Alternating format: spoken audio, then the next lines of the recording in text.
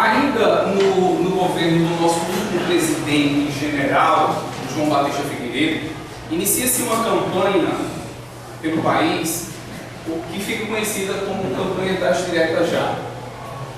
Desde o final do seu governo, voltamos a ter eleições diretas para os prefeitos das capitais e para os governadores. Nas eleições de 82, a oposição ganhou espaço no cenário político. Veja que nas eleições de 82, a oposição vai para ser 263 membros do Parlamento brasileiro. O aumento é significativo. Ou seja, a ditadura perde força a partir desse momento. 83, o presidente do PMDB, o deputado Ulisses Guimarães, inicia a campanha pelas diretas.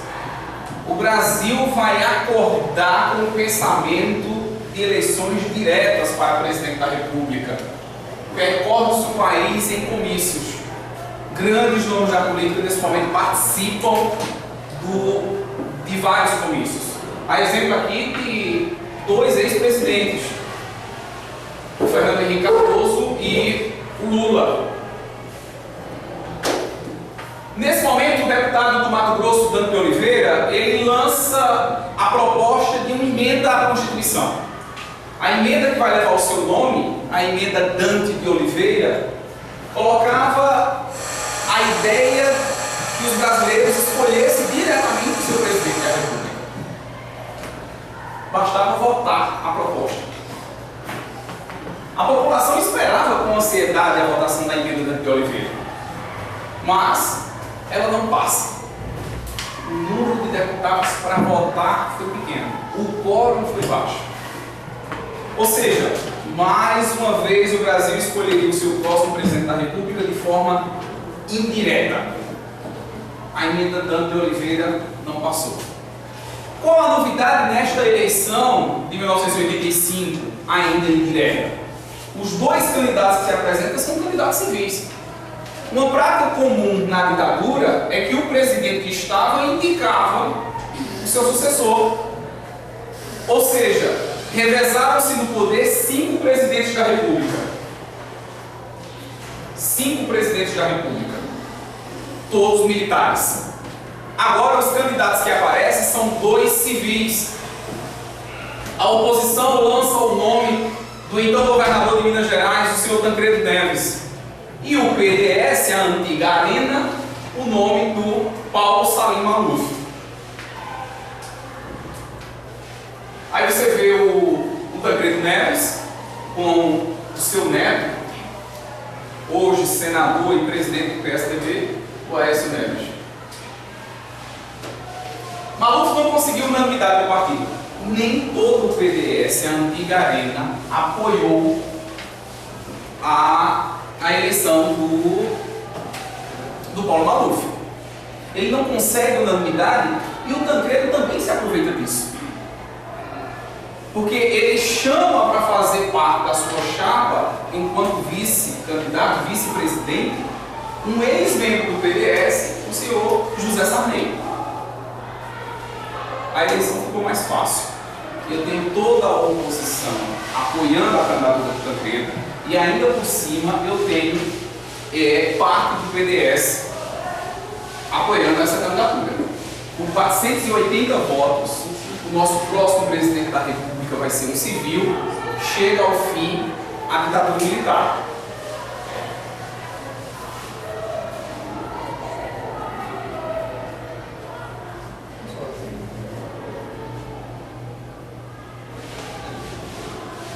O Brasil preparava-se para a posse de Tancredo em 15 de março de 85. O Tancredo foi eleito indiretamente pelo colégio eleitoral, composto por deputados, senadores e representantes das Assembleias Legislativas. O Brasil espera que em 15 de março ele tome posse. Porém, assim como a emenda Dante de Oliveira, ela não passa, a posse também teve contorno de frustração. O presidente eleito indiretamente, o civil, Tancredo Neves, na véspera da posse, ele vai ser internado. internado no hospital de base em Brasília. A notícia corre ao país. E no dia seguinte o presidente não tomaria posse.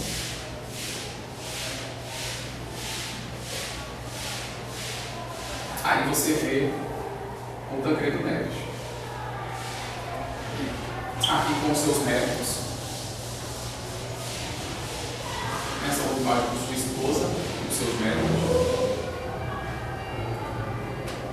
A madrugada de 15 de março foi marcada por discussões sobre quem deveria tomar posse. O presidente eleito não pode tomar posse, está internado. Quem deve tomar posse? O presidente da Câmara dos Deputados, o senhor Ulisses Guimarães, ou o vice-presidente José Sarney?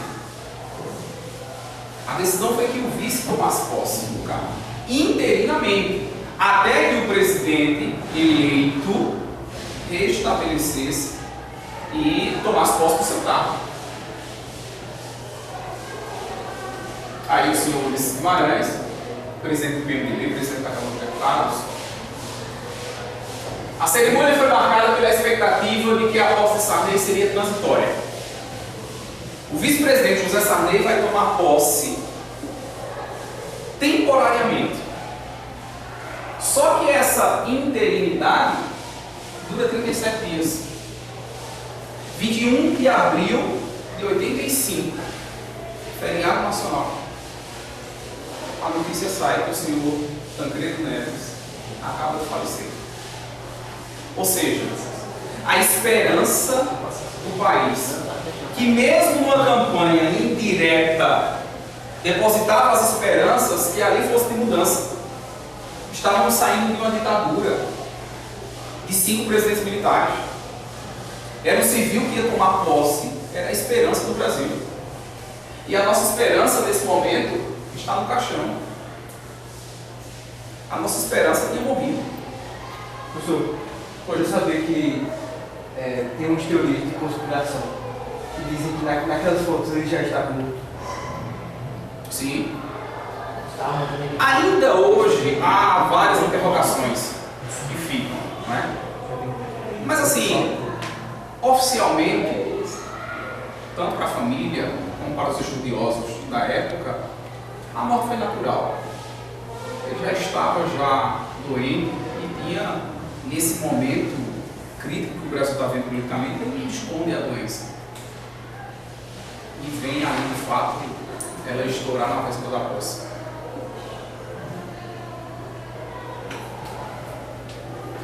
Com a morte de Tancredo, Sarney assumiu agora definitivamente a presença da República. E o Sarney assume diante de uma situação terrível. A inflação chegava a 200% ao ano. 200% ao ano. Faça uma comparação que o teto este ano é 6,5%. 6,5%. Aqui 200%. 200%. 10 de maio de 85, o presidente aprovou a emenda à Constituição, restabelecendo eleições diretas para as prefeituras e para as demais cidades consideradas de segurança nacional.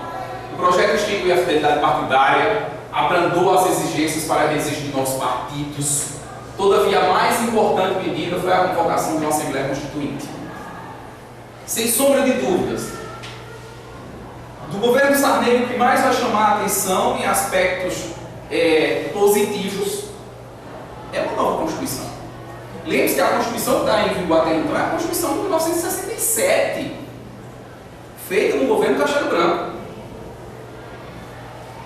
Em 86 aconteceram eleições para os governos estaduais e a oposição avança, a oposição cresce.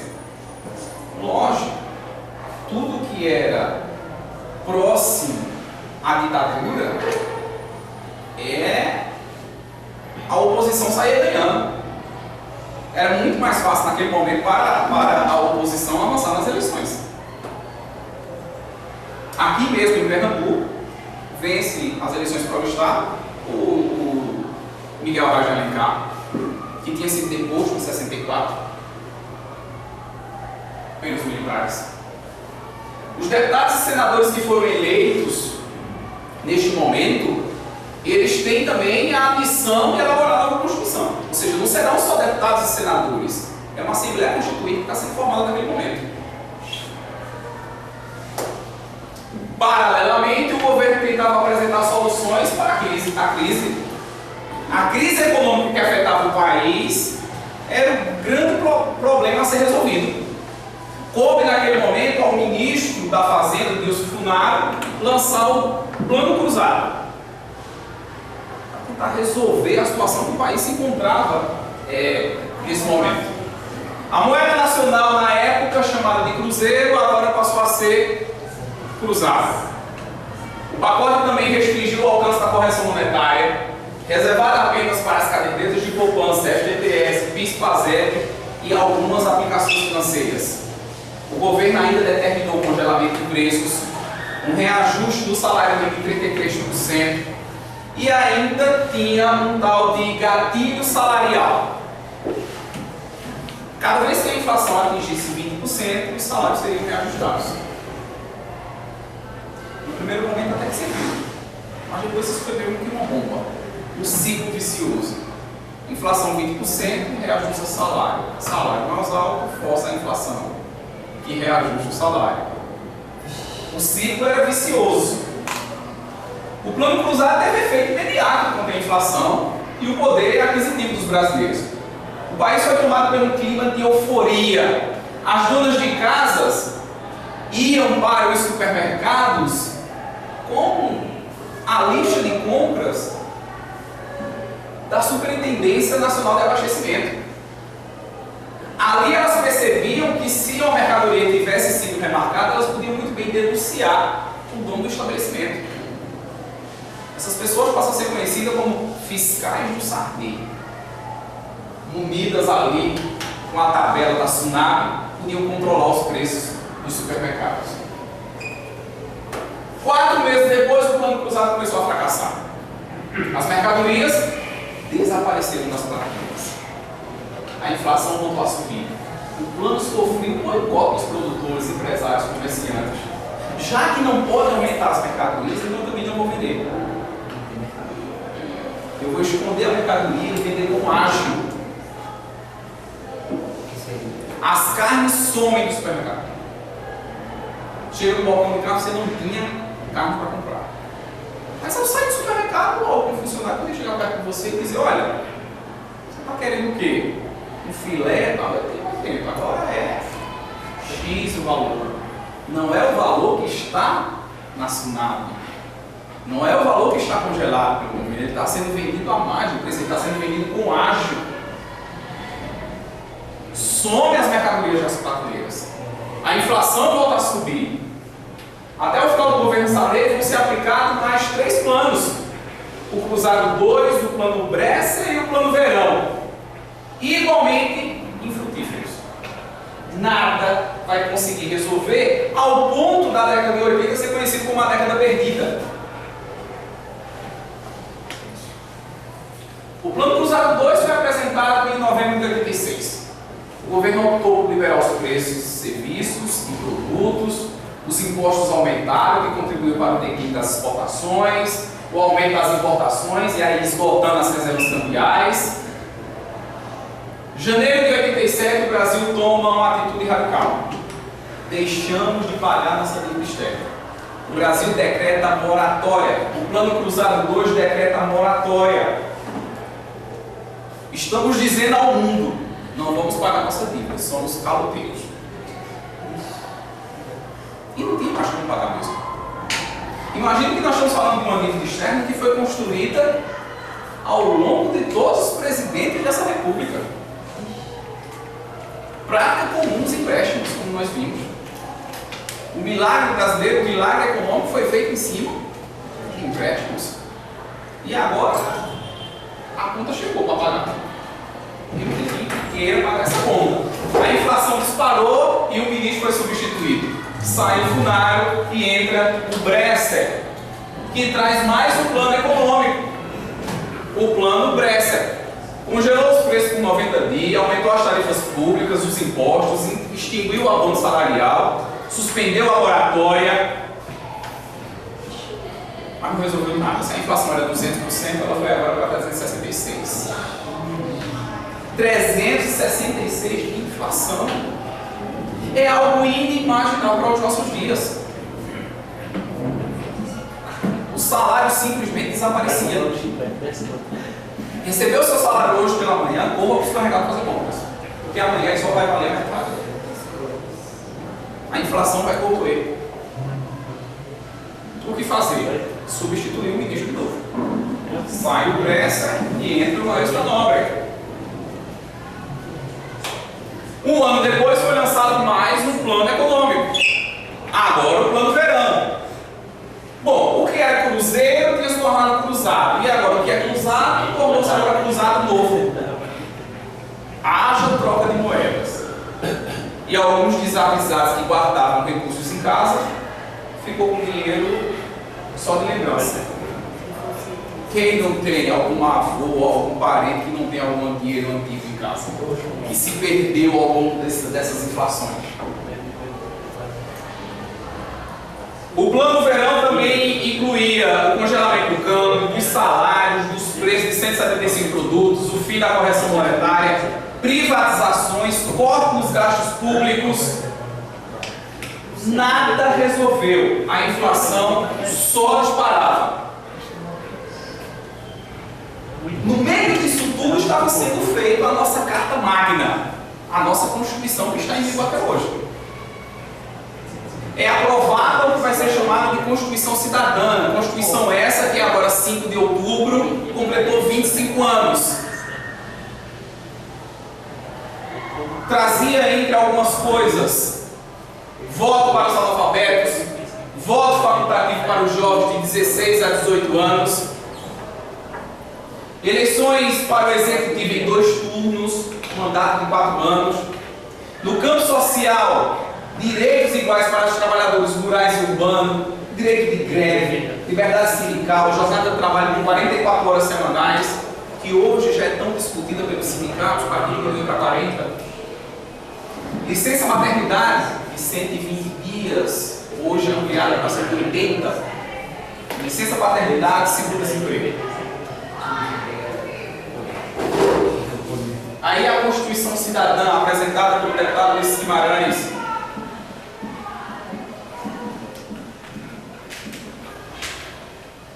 A Constituição, ela traz muitas novidades. Ela abraça a sociedade no campo social.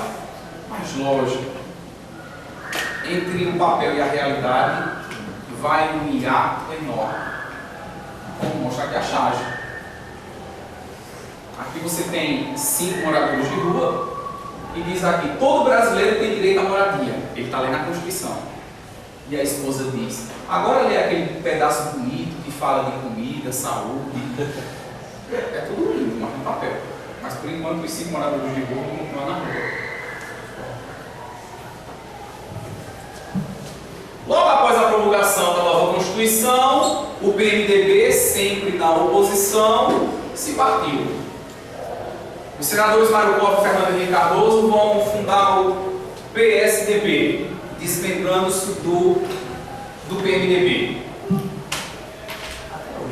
Isso.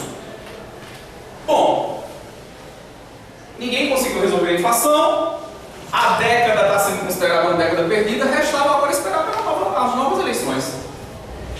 E o melhor, as novas eleições da dia 89 seria pelo voto direto. A última vez que isso tinha ocorrido foi na eleição de 1960, que foi eleito o senhor Jânio Quadros. 60. 29 anos depois, o brasileiro volta às urnas. E candidato não faltou na época. 24 candidatos à presidência da República. 24 candidatos.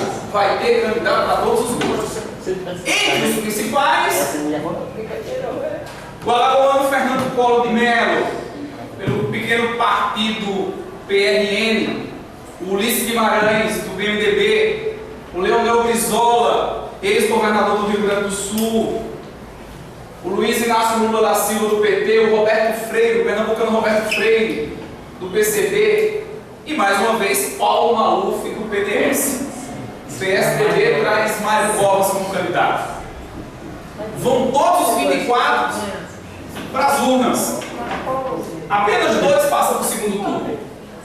O Fernando Collor com 28% dos votos e o Lula com 16%. Indo para o segundo turno, vence as eleições o alagoano Fernando Collor. A população naquele momento depositava todas as esperanças do mundo de um país melhor. A campanha foi feita nos cartazes aqui oficiais por esse Brasil melhor. O PT trazendo seu candidato, o seu sindicalista, propondo mudanças mais radicais, e o Fernando Collor pousando ali de galã de novela. E quantas mulheres não votaram na época por causa disso? Porque achavam bonito. É linda, é bonita, eu vou votar nele, eu não vou votar. Não. Eu vou votar nele porque tem cara de galã. Acho que Esse tem cara de Hollywood, esse cara veio lá de Hollywood, tá um artista, tá um boizinho. eu acho que Não, o cara tava até com eu acho que eu algo incomodando, digamos assim.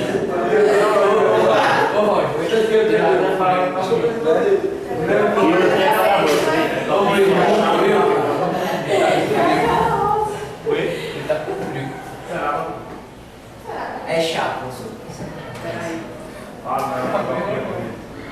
Os debates foram intensos. E como pesaram naquele momento os debates? Acusações, trocas de farpas, e o Collor sai vitorioso, fazendo sua campanha, dizendo que iria caçar os altos salários e caçar os marajás. Primeira coisa que ele vai aumentar o tempo. Essa era a ideia. Bom, sem o apoio de grandes figuras da política, já que o seu partido era pequeno, Collor formou o Ministério de Pessoas Próximas a ele. Tanto que na época chamaram de República das Alagoas, porque basicamente era tudo amigo dele de Alagoas. Aí, no momento da posse, o presidente José Sarney passando a faixa para o novo presidente.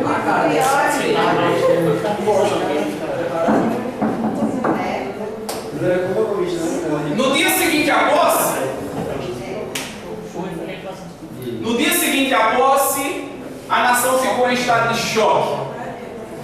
A ministra aqui da Fazenda, a Zélia Cardoso de Mello, lança o pacote, o plano Collor, onde foram bloqueados 2/3 da moeda circulando no país. Economias de uma vida inteira que estavam no banco agora estão confiscadas pelo governo. Um terço do dinheiro está trancado. Que desespero para a população. Uma vida inteira de economia que naquele momento você não poderia usar. Transformou-se o cruzado mais uma vez agora em cruzeiro. Volta a moeda diante dos planos. Congelaram-se os preços e salários. O mercado foi aberto à concorrência externa. Criou-se uma agenda de privatizações. O Estado, nesse momento, queria ser o Estado mínimo, na política chamada na época de neoliberal. Pouco Estado, muita privatização. No primeiro momento, o choque até que se viu. Observe que de 84% da inflação de março, 84% ao mês, a inflação caiu para 7%. No primeiro momento até que se viu. Assim como os outros planos, só no primeiro momento. O pacote também fracassou. E o rastro negativo, recessão e desemprego. O governo Collor, por ser sustentado por uma fraca estrutura política, baseada no fisiologismo e nos favores dispensados a amigos, começou a conviver com a falta de governabilidade. Misturada à inexperiência administrativa, prepotência, denúncias de corrupção de vários ministros, inclusive da própria primeira-dama, que vai ser acusada de corrupção. A bomba maior ocorre quando o irmão do presidente dá uma entrevista à Veja. Como diz a capa ali, olha, Pedro Collor vai contar tudo. Vai abrir o jogo do esquema de corrupção do irmão presidente. Em abril de 92, Pedro Collor, irmão do presidente, deu uma entrevista explosiva à revista Veja. Nela, denunciou a montagem de um enorme esquema de tráfico de influências, irregularidades financeiras, contas bancárias fantasmas. Segundo Pedro Collor, toda essa operação era dirigida por Paulo César Farias, mais conhecido como PC Farias, tesoureiro da campanha do seu irmão. Em maio de 92, a Câmara Federal vai instalar uma CPI, uma comissão parlamentar de inquérito para investigar o que foi conhecido na época como esquema PC. Num discurso improvisado, o presidente, na quinta-feira, pediu que no domingo a população saísse às ruas para lhe dar apoio e vestisse o verde e amarelo. A população, sem dúvida, saiu às ruas, mas de preto,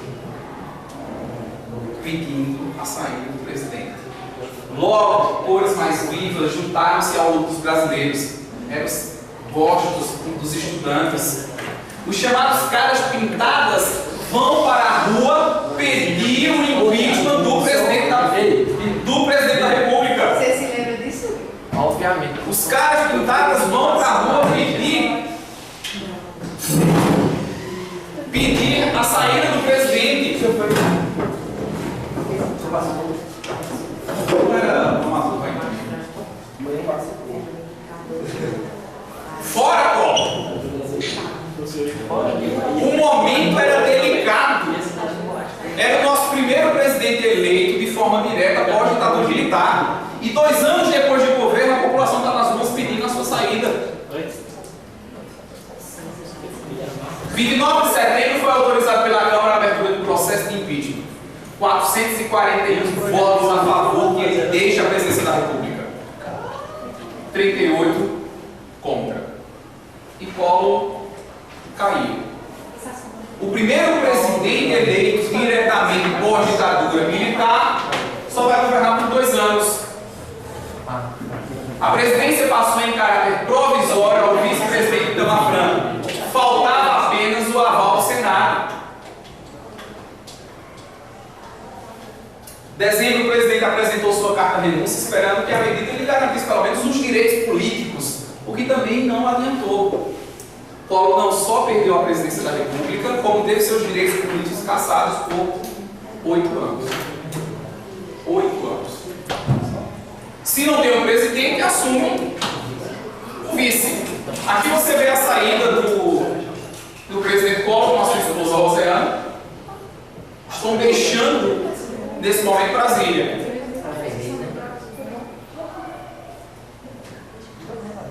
Com o impeachment, assume o vice Itamar Franco. Sua primeira missão foi conduzir, em abril de 93, um plebiscito. Ponto interessante aqui, um pouco falado. Em 93, a população foi às urnas. A população vai às urnas para escolher, olha, quer continuar na República ou quer voltar para a monarquia? Sério?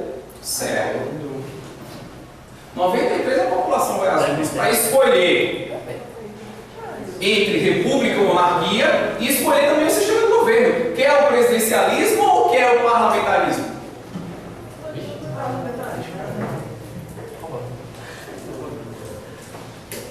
Como dá para perceber, vence a república presidencialista como estamos até hoje. O governo Itamar teve uma conotação nacionalista, com incentivo à indústria, por meio de renúncia fiscal, isenção fiscal para as empresas. Visando obter recursos, a Companhia Siderúrgica Nacional vai ser privatizada. E aí você vê o nosso vice e agora presidente, Itamar Franco. Ô Gustavo, Pois não.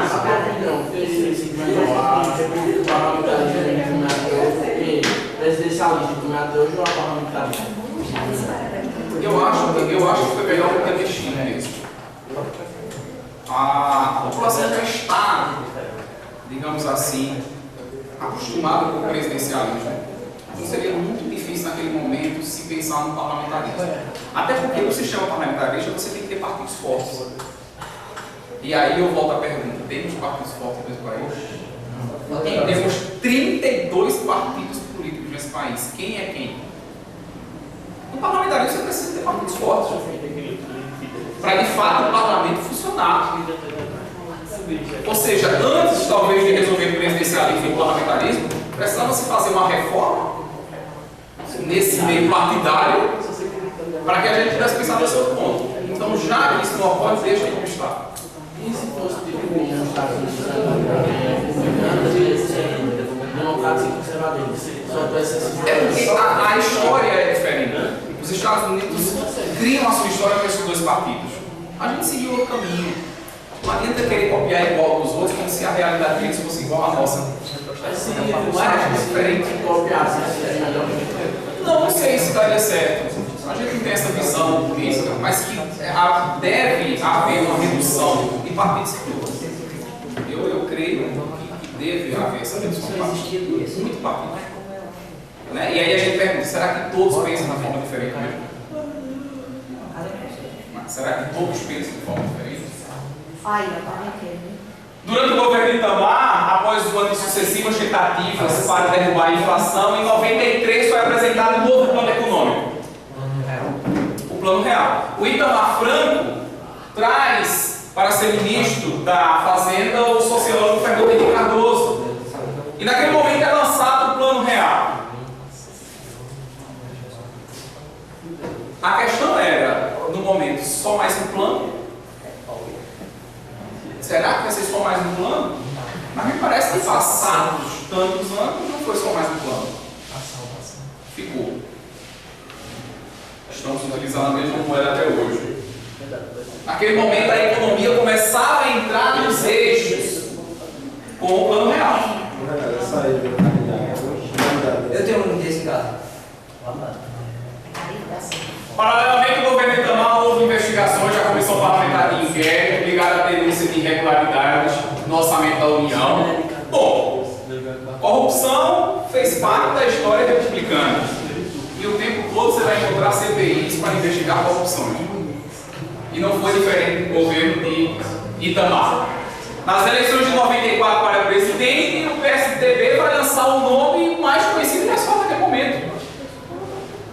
O ministro da Fazenda, Fernando Henrique, que tinha trazido o Plano Real e, digamos assim, tinha solucionado o problema da inflação.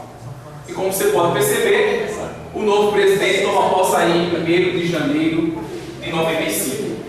Inicia-se o governo de Fernando Henrique Cardoso, que vai para um mandato de 4 anos e vai ser eleito por mais 4. Para que depois seja eleito o Lula para um mandato de 4 e reeleito para mais 4. Talvez nem eles imaginavam naquela fotografia que um dia estariam ambos presidentes da República. Pessoal, boa noite para todos.